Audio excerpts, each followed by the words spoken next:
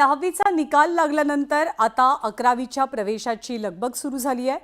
शहरांसह ग्रामीण भागात सुद्धा 11वीची प्रवेश प्रक्रिया ऑनलाईन पद्धतीने राबवली जाते।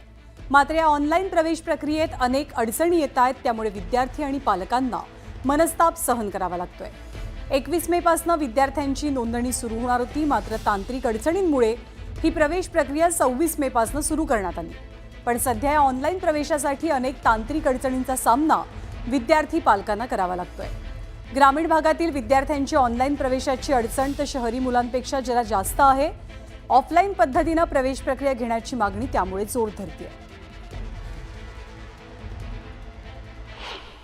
या ऑनलाईन प्रकरणामुळे खूपच त्रास होऊन राहिला आहे मलाही आणि माझ्या आईबाबांनाही। तर माझी हीच विनंती आहे की ही ऑफलाईन प्रक्रिया थोडं हे करून ऑफलाईनकडे जास्ती लक्ष द्या।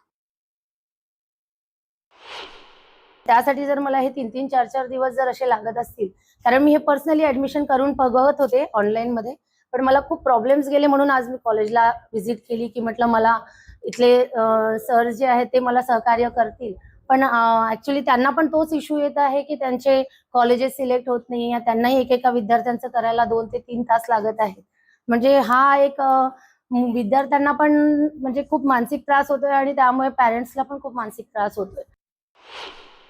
जी मागच्या वेळेस जी पद्धत चालू होती महाराष्ट्रामध्ये सर्व कॉलेजला ऑफलाईन प्रवेश पद्धती, ती सोयीस्कर होती आणि खेड्यामध्ये बऱ्याचशा पालकाला संभ्रम आहे की काय काय डॉक्युमेंट त्यांना ऍडमिशनसाठी लागतात ऑनलाईन करण्यासाठी। तर ऑफलाईन पद्धतच सर्व विद्यार्थ्यांना मान्य आहे।